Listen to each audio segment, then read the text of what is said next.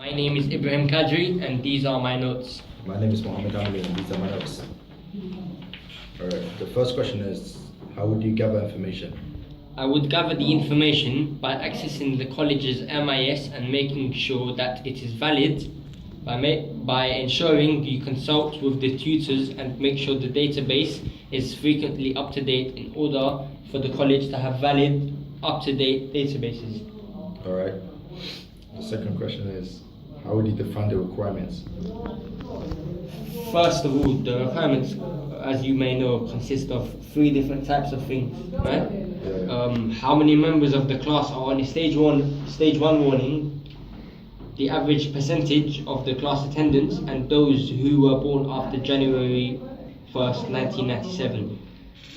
Okay, the first question is how would you establish source of information? Establishing sources of information is where you need to know where the piece of information came from.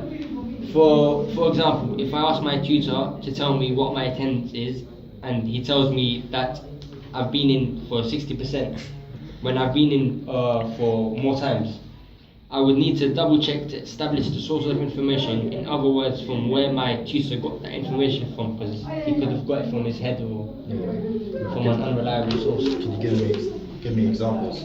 An example is an MIS, college databases, tutors and students. The fourth question is, how would you analyze information on a spreadsheet? I have analyzed the information and ensured that it was accurate by double checking the information on the database and cross-referencing the information gathered by tutors and students.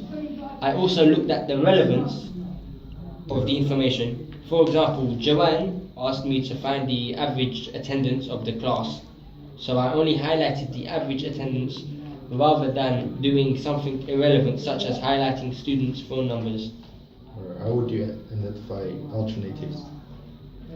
A student can be an alternative source of information, but in most cases an unreliable one.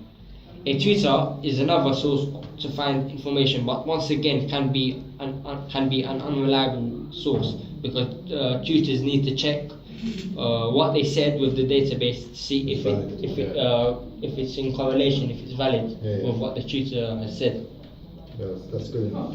Thank you.